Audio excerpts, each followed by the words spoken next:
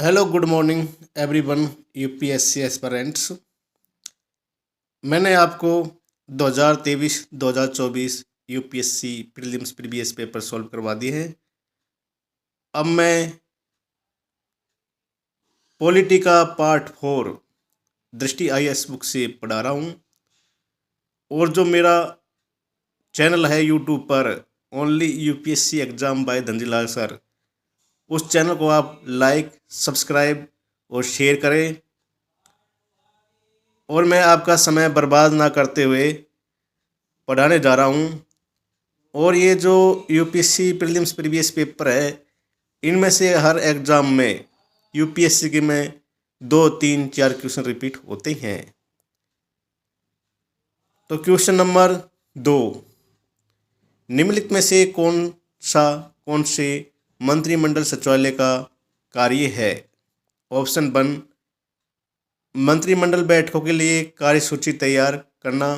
Option 2, मंत्रिमंडल समितियों के लिए सचिवालय सहायता। ऑप्शन 3, मंत्रालयों की वित्तीय संसाधनों का आवंटन। नीचे दिए गए कोड का प्रयोग कर सही उत्तर चुनिए। तो इसमें राइट आंसर होगा ऑप्शन सी। केवल कथन 1 और 2 दोनों सही है, जबकि ऑप्शन 3 इसलिए गलत है क्योंकि मंत्रालयों का वित्तीय संसाधनों का आवंटन केंद्रीय मंत्रिमंडल सचिवालय नहीं करता है। निम्नलिखित में से कौन सी किसी राज्य के राज्यपाल को दी गई विवेकाधीन शक्तियां हैं? ऑप्शन 1, भारत के राष्ट्रपति को राष्ट्रपति शासन अधिरोपित करने के लिए रिपोर्ट भेजना। ऑप्शन 2, मंत्रियों की नियुक्ति करना। ऑप्शन 4, राज्य विधानमंडल द्वारा पारित कतिपय विधेयकों को भारत के राष्ट्रपति के विचार के लिए आरक्षित करना। ऑप्शन 4, राज्य सरकार के कार्य संचालन के लिए नियम बनाना। नीचे दिए गए कोड का प्रयोग कर सही उत्तर चुनिए। तो इसमें राइट आंसर होगा ऑप्शन बी, केवल कथन 1 और 3 दोनों सही है, जबकि ऑप्शन 2 इसलिए गलत है क्योंकि मंत्रियों की नियुक्ति राज्यपाल नहीं करता, मुख्यमंत्री के कहने पर राज्यपाल करता है, तथा राज्य सरकार के कार्य संचालन के लिए नियम विधानसभा अर्थात मुख्यमंत्री बनाते हैं। राज्यपाल की विवेकाधीन शक्तियां भारतीय संविधान के अनुच्छेद 356 क्लोज 1 के तहत राज्यपाल द्वारा राष्ट्रपति को शासन अधिरोपित करने के लिए रिपोर्ट भेजी जाती है। अनुच्छेद 164 के तहत राज्यों में मंत्रियों की नियुक्ति मुख्यमंत्री की सलाह पर की जाती है, अतः राज्यपाल की विवेकाधीन शक्ति नहीं है। अनुच्छेद 201 के तहत राज्यपाल राज्य विधानसभा द्वारा पारित विधेयकों को राष्ट्रपति के विचार के लिए आरक्षित रखता है, अतः कथन 3 भी सही नहीं है। अनुच्छेद 167 के क्लोज 3 के तहत राज्यपाल राज्य सरकार के कार्य को अधिक सुविधापूर्वक किए जाने के लिए नियम बनाएगा, लेकिन यह उसकी विवेकाधीन शक्ति नहीं बल्कि इसका प्रयोग वह राज्य की मंत्रिपरिषद के सलाह के अनुसार करेगा। ये 2013 में आया क्वेश्चन है। क्वेश्चन नंबर 1, निम्नलिखित कथनों में से कौन सा एक सही है? ऑप्शन 1, भारत में एक ही व्यक्ति को एक ही समय में 2 या 2 से अधिक राज्यों में राज्यपाल नियुक्त किया जा सकता है। ऑप्शन बी, भारत में राज्यों के उच्चतम न्यायालय के न्यायाधीश राज्य के राज्यपाल द्वारा नियुक्त किए जाते हैं, ठीक वैसे ही जैसे उच्चतम न्यायालय के न्यायाधीश राष्ट्रपति द्वारा नियुक्त किए जाते हैं। ऑप्शन सी, भारत के संविधान में राज्यपाल को उसके पद से हटाने हेतु कोई भी प्रक्रिया अधिकथित नहीं है। ऑप्शन डी, विधायी व्यवस्था वाले संघ राज्य क्षेत्र में मुख्यमंत्री की नियुक्ति राज्यपाल द्वारा बहुमत समर्थन के आधार पर की जाती है। तो इसमें राइट आंसर होगा ऑप्शन सी, भारत के संविधान में राज्यपाल को उसके पद से हटाने हेतु कोई भी प्रक्रिया अधिकथित नहीं है। जबकि ऑप्शन 1 इसलिए गलत है क्योंकि राज्यपाल को 2 राज्यों का एक राज्यपाल भी बनाया जा सकता है, जैसे पंजाब के राज्यपाल को हरियाणा का और चंडीगढ़ का राज्यपाल नियुक्त किया जाता है। और भारत की उच्च न्यायालय के न्यायाधीश की नियुक्ति राष्ट्रपति के द्वारा राज्यपाल की सलाह लेकर और सुप्रीम कोर्ट के मुख्य न्यायाधीश की सलाह लेकर नियुक्त की जाती है।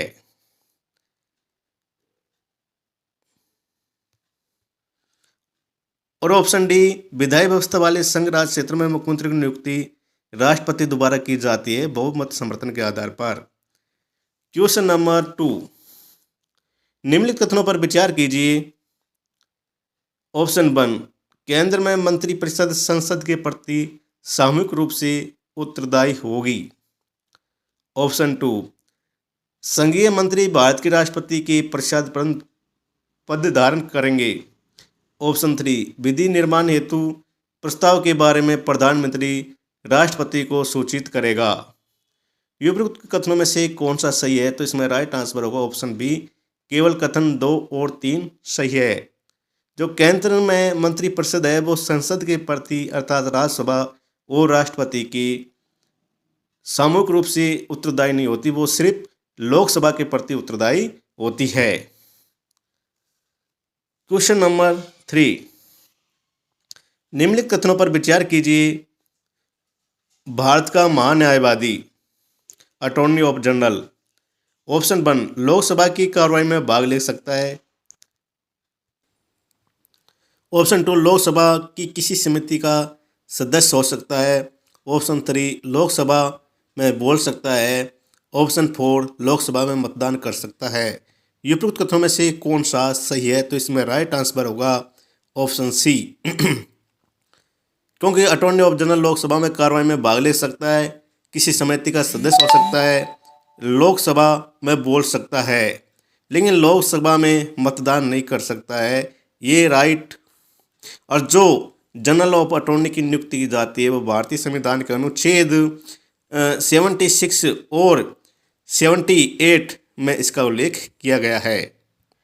आर्टिकल 88 में ये बताया गया है कि attorney of general Lok Sabha Rajya Sabha वो किसी भी में भाग ले सकता है, बोल सकता है, लेकिन वो मतदान नहीं कर सकता, उसको मतदान का अधिकार नहीं है। 2012 में आया हुआ क्वेश्चन है, क्वेश्चन नंबर 1, भारतीय संविधान के अनुसार भारत के राष्ट्रपति का यह कर्तव्य है कि वे निम्नलिखित में से किनको संसद के पटल पर रखवाएं। ऑप्शन 1, संघ वित्त आयोग की सिफारिशों को। ऑप्शन 2, लोक लेखा समिति के प्रतिवेदन को। ऑप्शन 3, नियंत्रक मालिका परीक्षक के प्रतिवेदन को के प्रतिवेदन को। ऑप्शन 4, राष्ट्रीय अनुसूचित जाति आयोग के प्रतिवेदन को। निम्नलिखित कुटों के आधार पर सही उत्तर चुनिए। तो इसमें राइट आंसर होगा केवल कथन 1, 3 और 4 सही है। वह लोक लेखा समिति के प्रतिवेदन को पटल पर नहीं रखवाते हैं। क्वेश्चन नंबर, क्योंकि लोक लेखा समिति एक संसदीय समिति है। भारत के प्रधानमंत्री की नियुक्ति के समय ऑप्शन 1, जरूरी नहीं है कि वह संसद के दोनों सदनों में से एक का आवश्यक रूप से सदस्य हो, परंतु उसे 6 माह के अंदर आवश्यक रूप से दोनों में से एक सदन का सदस्य हो जाना चाहिए।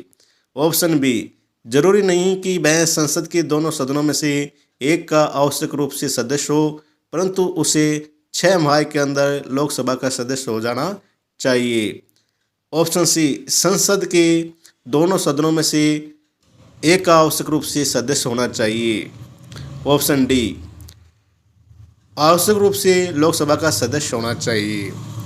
तो इसमें राइट आंसर होगा ऑप्शन ए कि जरूरी नहीं कि वह संसद के दोनों सदनों में से एक का आवश्यक रूप से सदस्य हो, परंतु उसे 6 माह के अंदर आवश्यक रूप से दोनों में से एक सदन का सदस्य हो जाना चाहिए। दूसरी बात, जो प्रधानमंत्री बनने के लिए जो योग्यता है वो भारत का नागरिक होना चाहिए और उसकी उम्र 25 साल होनी चाहिए और उसका नाम निर्वाचित जो मतदान सूची है उसमें होना चाहिए। क्वेश्चन नंबर 3, लोक निधि के फलोत्पादक और आशियत प्रयोग को सुरक्षित करने के साथ भारत में नियंत्रक मालिका परीक्षक केग के कार्यालय का महत्व क्या है? ऑप्शन 1, केग संसद की ओर से राजकोष पर नियंत्रण रखता है और जब भारत का राष्ट्रपति राष्ट्रीय आपात या व्यक्ति आपात घोषित करता है। ऑप्शन 2, केक के मंत्रालयों द्वारा कार्यान्वित परियोजनाओं या कार्यक्रम पर जारी किए गए प्रतिवेदनों पर लोक लेखा समिति विचार विमर्श करती है। ऑप्शन 3, केक के प्रतिवेदनों से मिली जानकारियों के आधार पर जांचकर्ता एजेंसियां उन लोगों के विरुद्ध आरोप दाखिल कर सकती है जिन्होंने लोक निधि प्रबंधन में कानून का उल्लंघन किया हो।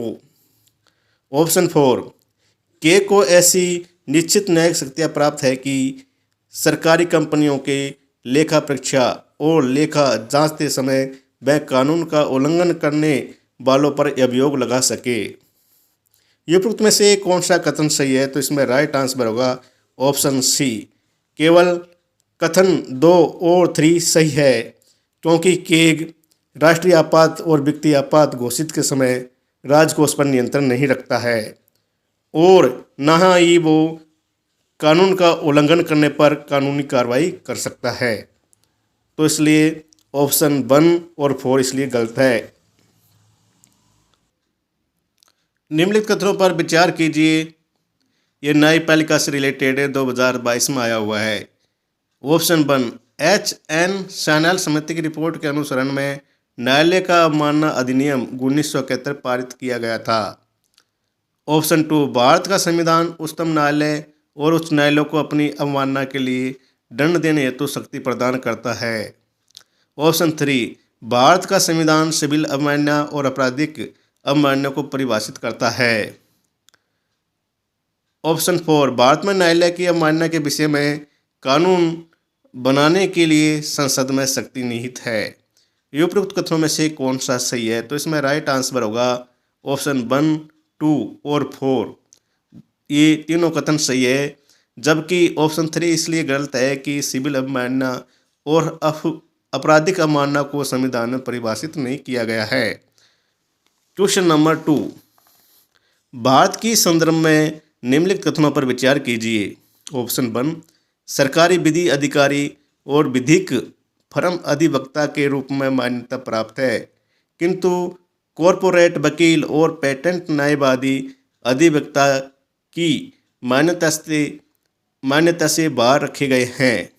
ऑप्शन 2, विधिक परिषदों बार कौंसिलों को विधिक शिक्षा और विधि महाविद्यालयों की मान्यता के बारे में नियम अधिकथित करने की शक्ति है।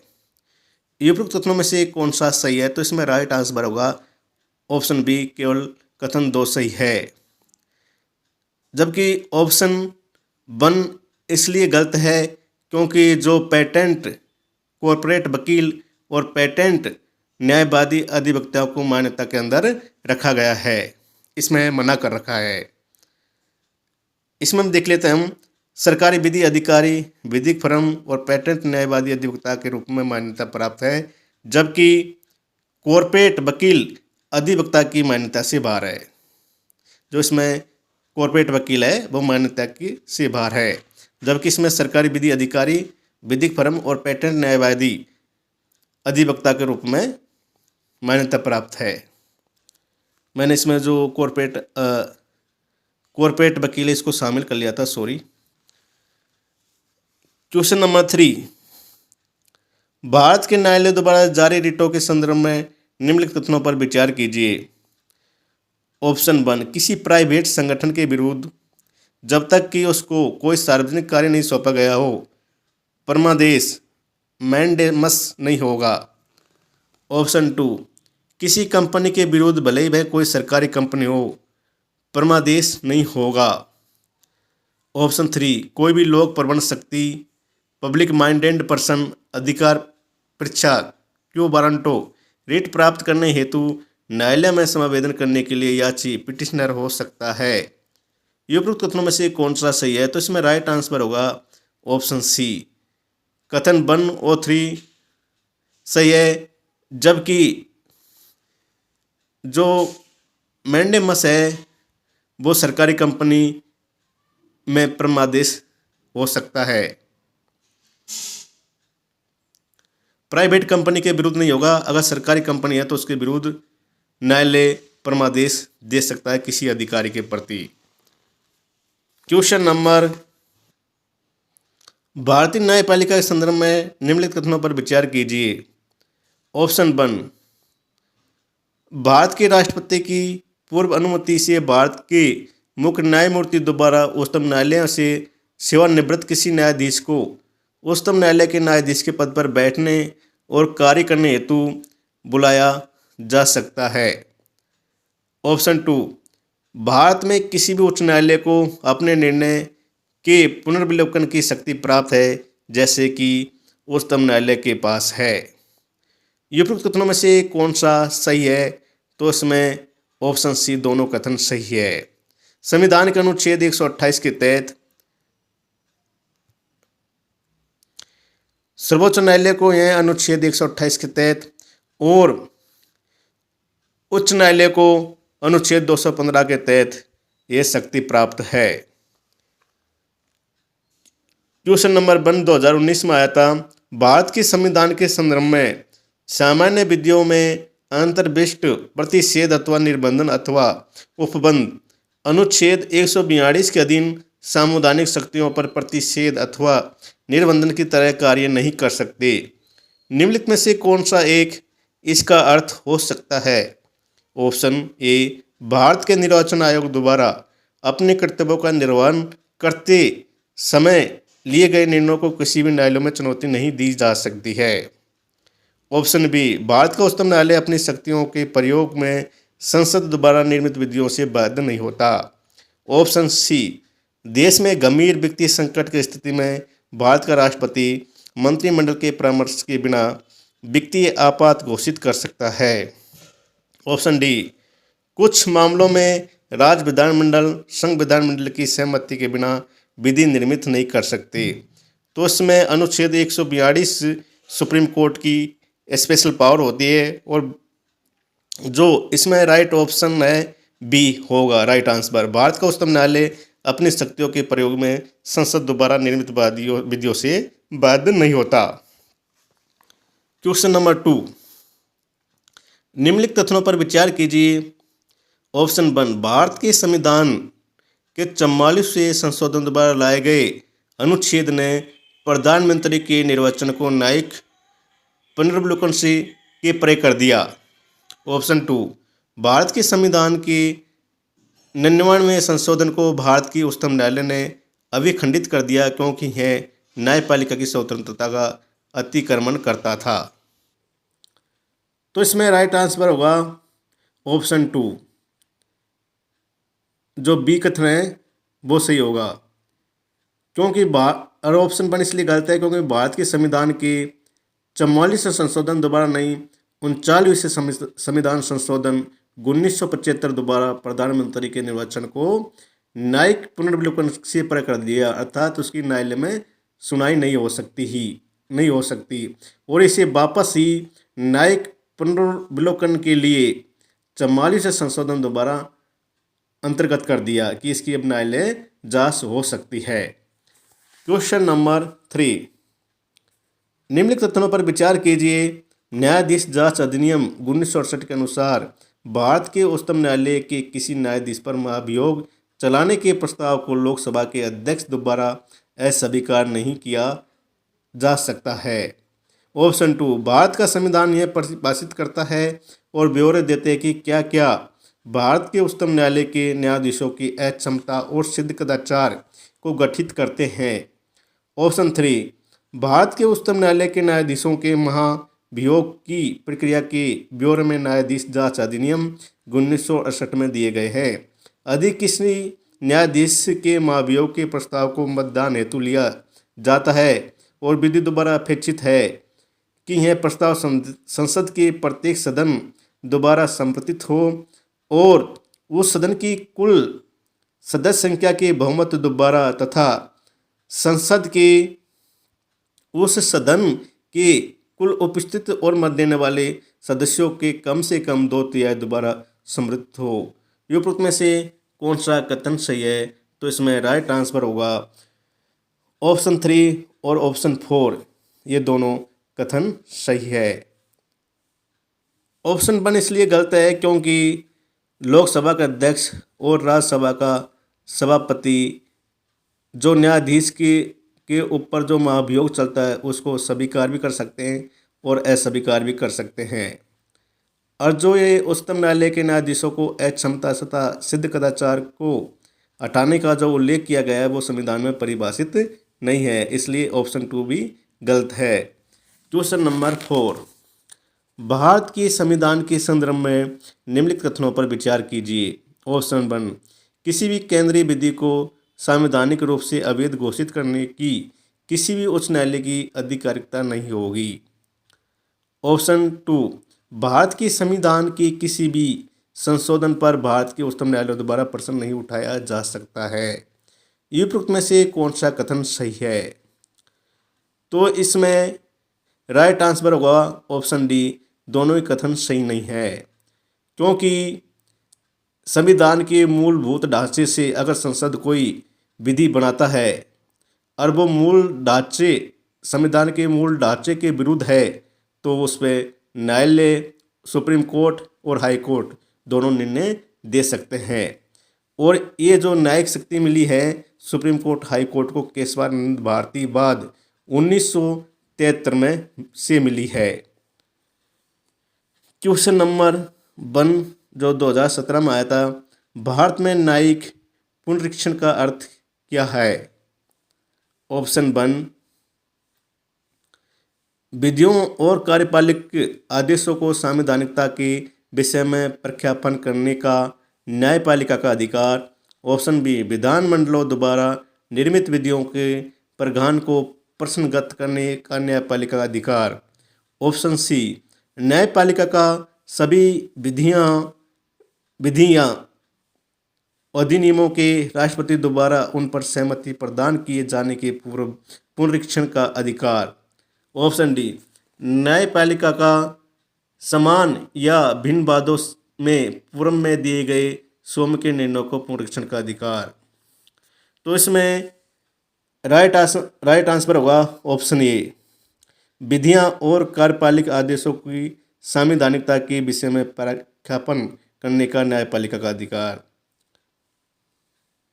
मतलब इसका शॉर्ट एंड स्वीट उत्तर देखा जाए तो मतलब जो जुडिशरी रिव्यू होता है, मतलब जो इनके पुराने आदेश होते हैं या अभिलेख होते हैं उनकी दोबारा जांच करना और उन कानूनों को पलटना। क्वेश्चन नंबर 1 2016 में आया हुआ था, ग्राम न्यायालय अधिनियम के संदर्भ में निम्नलिखित कथनों में से कौन सा सही है? ऑप्शन 1, इस अधिनियम के अनुसार ग्राम न्यायालय केवल सिविल मामलों की सुनवाई कर सकता है, आपराधिक मामलों की नहीं। ऑप्शन 2, ये अधिनियम स्थानीय सामाजिक सक्रियतावादियों को मध्यस्थ सुलहकर्ता के रूप में स्वीकार करता है। नीचे दिए गए कोड का प्रयोग कर सही उत्तर चुनिए। तो इसमें राइट आंसर है ऑप्शन बी, केवल 2 कथन सही है। क्योंकि ऑप्शन 1 इसलिए गलत है क्योंकि जो ग्राम न्यायालय अधिनियम है वो जो जिसमें 2 साल तक की जेल है उन मामलों की भी, आपराधिक मामलों की भी जांच कर सकता है, उनमें भी सुलह कर सकता है। 2015 में आया हुआ क्वेश्चन है, निम्नलिखित में से कौन भारत के संविधान का अभिरक्षक या कस्टोडियन है? ऑप्शन 1, भारत का राष्ट्रपति। ऑप्शन बी, भारत का प्रधानमंत्री। ऑप्शन सी, लोकसभा सचिवालय। ऑप्शन डी, भारत का उच्चतम न्यायालय। तो इसमें राइट आंसर होगा ऑप्शन डी, भारत का उच्चतम न्यायालय। क्वेश्चन नंबर 1, केंद्र और राज्यों के बीच होने वाले विवादों का निर्णय करने की भारत के उच्चतम न्यायालय की शक्ति किसके अंतर्गत आती है? ऑप्शन 1, परामर्शी अधिकारिता के अंतर्गत। ऑप्शन बी, अपीली अधिकारिता के अंतर्गत। ऑप्शन सी, मूल अधिकारिता के अंतर्गत। ऑप्शन डी, रिट अधिकारिता के अंतर्गत। तो इसमें राइट आंसर होगा ऑप्शन सी, मूल अधिकारिता के अंतर्गत। जैसे मूल अधिकारिता के अंतर्गत जो आने वाले विवाद है, केंद्र में एक या अधिक राज्यों के बीच विवाद, या 2 या 2 से अधिक राज्यों के बीच विवाद, या एक और भारत सरकार और किसी राज्य या राज्यों राज्यों और दूसरी ओर एक या एक से अधिक अन्य राज्यों के बीच विवाद। क्वेश्चन नंबर 2, भारत के उच्चतम न्यायालय में न्यायाधीशों की संख्या में वृद्धि करने की शक्ति किसमें निहित है? ऑप्शन ए भारत का राष्ट्रपति, ऑप्शन बी संसद, ऑप्शन सी भारत का मुख्य न्यायमूर्ति, ऑप्शन डी विधि आयोग। तो इसमें राइट आंसर होगा ऑप्शन बी संसद। और वर्तमान में जो सुप्रीम कोर्ट है उसमें जजों की संख्या 34 है, जिसमें 33 वरिष्ठ न्यायाधीश हैं और एक जो CJI chief justice of India है। क्वेश्चन नंबर 1 2012 में आया था, निम्नलिखित में से कौन से उच्चतम न्यायालय की आरंभिक आधिकारिकता में आते हैं? ऑप्शन 1 भारत सरकार तथा एक या अधिक राज्यों के बीच का विवाद, ऑप्शन 2 संसद की किसी सदन या राज्य विधानमंडल में हुए चुनाव पर विवाद, ऑप्शन 3 भारत सरकार तथा किसी संघ राज्य क्षेत्र के बीच का विवाद, ऑप्शन 4 दो या अधिक राज्यों के बीच का विवाद। निम्नलिखित कोटों के आधार पर सही उत्तर चुनिए। तो इसमें राइट आंसर होगा ऑप्शन सी। कथन 1 और कथन 4 दोनों सही है, जबकि संसद की और जो ऑप्शन 3 2 3 इसमें ऑप्शन 2 और 3 गलत हैं। ए उच्चतम न्यायालय की आरंभिक अधिकारिता के अंतर्गत नहीं आते हैं। क्वेश्चन नंबर 2, भारत की उच्चतम न्यायालय की स्वतंत्रता की रक्षा हेतु क्या प्रावधान है? ऑप्शन 1 उच्चतम न्यायालय के न्यायाधीशों की नियुक्ति करते समय भारत के राष्ट्रपति को भारत के मुख्य न्यायाधीश से विचार विमर्श करना पड़ता है।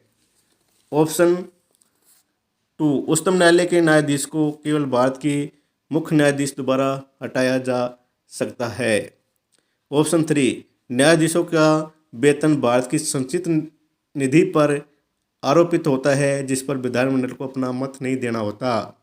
ऑप्शन 4 भारत के उच्चतम न्यायालय के अफसरों और कर्मचारियों की सभी नियुक्तियां सरकार द्वारा भारत के मुख्य न्यायाधीश से विचार विमर्श के पश्चात ही की जाती है। उपरोक्त में से कौन सा कथन सही है?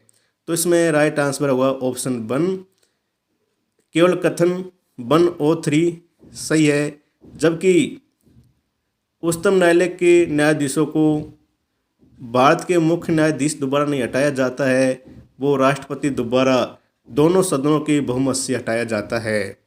और जो उच्चतम न्यायालय में अफसरों और कर्मचारियों की नियुक्ति सरकार नहीं करती है, वो डायरेक्ट सुप्रीम कोर्ट करता है। अब हम पढ़ेंगे स्थानीय शासन 2021 में आया हुआ क्वेश्चन है। और क्वेश्चन नंबर 1, राष्ट्रीय स्तर पर अनुसूचित जनजाति और अन्य पारंपरिक वन निवासी वन्य अधिकारों की मान्यता अधिनियम 2006 के प्रभावी कार्यान्वयन को सुनिश्चित करने के लिए कौन सा मंत्रालय केंद्र का विकरण नोडल एजेंसी है? ऑप्शन ए पर्यावरण वन और जलवायु परिवर्तन मंत्रालय, ऑप्शन बी पंचायती राज मंत्रालय, ऑप्शन सी ग्रामीण विकास मंत्रालय, ऑप्शन डी जनजातीय कार्य मंत्रालय। तो इसमें राइट आंसर होगा जनजातीय कार्यालय मंत्रालय। और जो पैसा नियम है ये जनजातियों के विकास के लिए और उनके सुशासन में के लिए बहुत महत्वपूर्ण अधिनियम है। क्वेश्चन नंबर 1, स्थानीय स्वशासन की सर्वोत्तम व्याख्या यह की जा सकती है कि यह एक प्रयोग है। ऑप्शन 1 संघवाद का, ऑप्शन बी लोकतांत्रिक विकेंद्रीकरण का, ऑप्शन सी प्रशासनिक प्रत्यायोजन का, ऑप्शन डी प्रत्यक्ष लोकतंत्र का। तो इसमें राइट आंसर होगा बी लोकतांत्रिक विकेंद्रीकरण का, अर्थात स्थानीय लोगों की भी सहभागिता करना। क्वेश्चन नंबर 1, निम्नलिखित कथनों पर विचार कीजिए। ऑप्शन 1 किसी भी व्यक्ति के लिए पंचायत का सदस्य बनने के लिए न्यूनतम निर्धारित आयु 25 वर्ष है।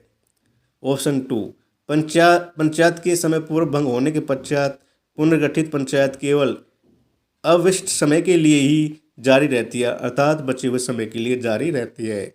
उपरोक्त कथनों में से कौन सा सही है? तो इसमें राइट आंसर होगा ऑप्शन बी, केवल कथन दो सही है। और ऑप्शन वन इसलिए गलत है क्योंकि पंचायत का सदस्य बनने के लिए न्यूनतम आयु 21 वर्ष होनी चाहिए। क्वेश्चन नंबर वन, पंचायती राज व्यवस्था का मूल उद्देश्य क्या सुनिश्चित करता है? विकास में जन भागीदारी, राजनीतिक जवाबदेही। ऑप्शन थ्री, लोकतांत्रिक विकेंद्रीकरण। ऑप्शन फोर, वित्तीय संग्रहण, फाइनेंशियल मोबिलाइजेशन। तो इसमें राइट आंसर होगा ऑप्शन वन, टू और थ्री। ये तीनों आंसर सही है, जबकि इसमें वित्तीय संग्रहण गलत है। आगे देख लेते हैं।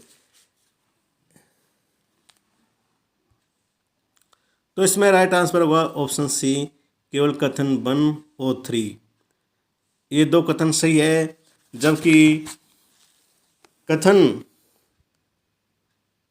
टू राजनीतिक जवाबदेही और ऑप्शन फोर वित्तीय संग्रहण ये दोनों गलत है, क्योंकि पंचायती राज व्यवस्था का मूल उद्देश्य सिर्फ विकास में जन भागीदारी और लोकतांत्रिक विकेंद्रीकरण अर्थात लोगों की सहभागिता है। Thank you so much everyone. मेरा जो यूट्यूब चैनल है only UPSC exam by Dhanjilal sir, इस चैनल को आप लाइक, सब्सक्राइब और शेयर करें। और कोई कमी है तो मुझे कमेंट्स में बताएं, मैं आपको पूरा कोऑपरेट करूँगा। और जो मेरा यूट्यूब चैनल है इसमें सिर्फ यूपीएससी से रिलेटेड और जो यूपीएससी एग्ज़ाम के लिए इम्पोर्टेंट क्वेश्चन है वही मैं पढ़ाऊँगा। और उससे जो मिलता जुलता कंटेंट है जो आपके लिए इम्पोर्टेंट है उसको मैं ढूंढ के ला के और मेरे यूट्यूब चैनल में पढ़ाने की कोशिश करूँगा। Thank you so much everyone. और जो मेरा यूट्यूब चैनल है इसको आप सब्सक्राइब ज़रूर करें।